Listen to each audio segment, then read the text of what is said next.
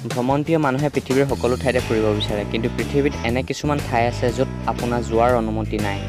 আজি আমি আলোচনা কৰিম এনে 7খন ঠাই য'ত আপোনাৰ যোৱাৰ অনুমতি নাই। নমস্কাৰ, মই লক্ষী। আপুনি চাই আছে master S channel wow Assam. তেন্তে বলক আৰম্ভ কৰোঁ।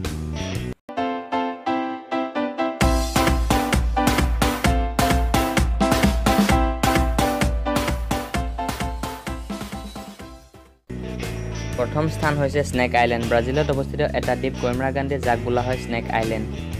এই সাগৰীয় দ্বীপটোত পৃথিৱীৰ সকলোতকৈ বিষধৰ সাপে বাস কৰে। 110 একৰৰ মাটিকালি দ্বীপটোত প্ৰায় 4000 সাপে বাস কৰে, মানে প্ৰতি 5 স্কোৱাৰ মিটাৰত এটাকৈ সাপ। আৰু এই সাপবোৰ কোনো সাধাৰণ সাপ নহয়।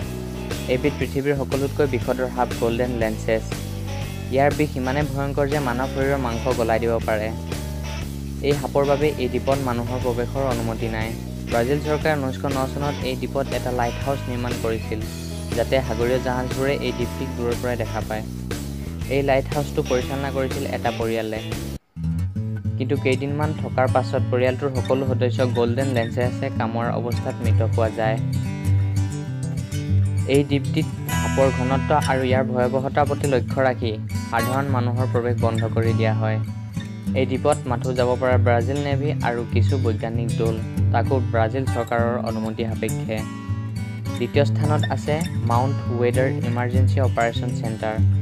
Mount weather emergency operation centre হ'ল USA-ৰ এক চিভিলিয়ান কামাণ্ড ফেচিলিটি।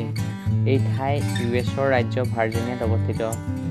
এইখনেই হৈছে সেই স্থান যি স্থানত বিশ্বৰ আপতকালীন অৱস্থাত, যেনে নিউক্লিয়াৰ আক্ৰমণৰ সময়ত US-ৰ সকলোতকৈ ডাঙৰ চৰকাৰী বিষয়াসকলক সুৰক্ষিত ৰাখিবৰ বাবে অনা হয়। কোৱা হয় যে এই স্থানত মাটিৰ তলত এটা কমপ্লেক্স আছে য'ত যিকোনো আপতকালীন অৱস্থাতে সুৰক্ষিত থাকিব পাৰে। কমপ্লেক্সটোত সকলো ধৰণৰ সুবিধা ব্যৱস্থা কৰা হৈছে। হাস্পতাল, electric power plant, radio' communication system আদি সম্পূৰ্ণ ব্যৱস্থা আছে। এই ৰেডিঅ' কমিউনিকেশ্যন চিষ্টেমটো সংযোগ আছে বিভিন্ন চৰকাৰী আৰু সৈন্য বাহিনীৰ সৈতে। সেয়েহে বাবে এই ঠাইত মানুহৰ যোৱাৰ অনুমতি নাই। তৃতীয় স্থানত আছে মাছগেৰিয়া। মাছগেৰিয়া হৈছে এখন ৰেষ্ট্ৰিকেটেড এৰিয়া। এই ঠাইত ৰাছিয়াত অৱস্থিত।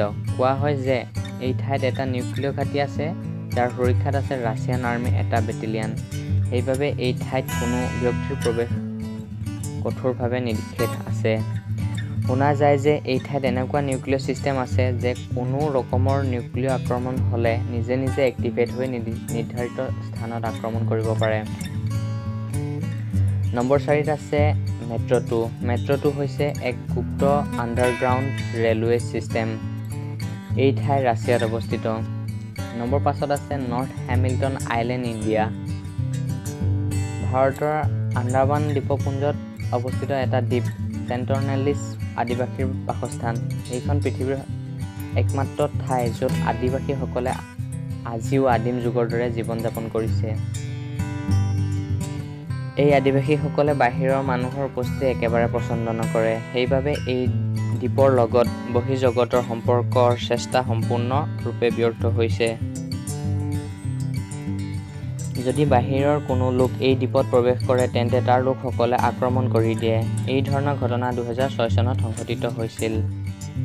6 নম্বৰত আছে এৰিয়া 51। এৰিয়া 51 হৈছে US-ৰ নয়ডাত অৱস্থিত এক মিলিটাৰী ঘাটিৰ। এই ঘাটি ৰহস্যময় ঘটনাৰ বাবে সকলো সময়তে আলোচিত হৈ থাকে। USA মিলিটাৰীৰ কথা অনুযায়ী এই ঠাইত নতুন বিমান আৰু অত্যাধুনিক অস্ত্ৰৰ পৰীক্ষণৰ বাবে ব্যৱহাৰ কৰা হয়। কোৱা হয় যে এই এৰিয়া 51ত দুৰ্ঘটনাগ্ৰস্ত UFO আৰু দুৰ্ঘটনাত পতিত হোৱা এলিয়নৰ শৰীৰৰ ওপৰত গৱেষণা কৰা হয়। কাৰণ যিয়েই নহওক, এই ঠাইৰ আশে-পাশে কোনো সাধাৰণ মানুহ যোৱাৰ কঠোৰ নিষেধ আছে। 8 নম্বৰত আছে কোকা-কোলা ভল্ট। আপোনালোক সকলোৱে চাগে কোকা-কোলা খোৱাৰ আনন্দ লৈছে। আপুনি জানি আচৰিত হ'ব যে এই কোকা-কোলা ফৰ্মুলা 125 বছৰে গোপনে আছে। কোম্পানীৰ 2-3 জন লোকৰ বাবে এই ফৰ্মুলা কোনেও নাজানে।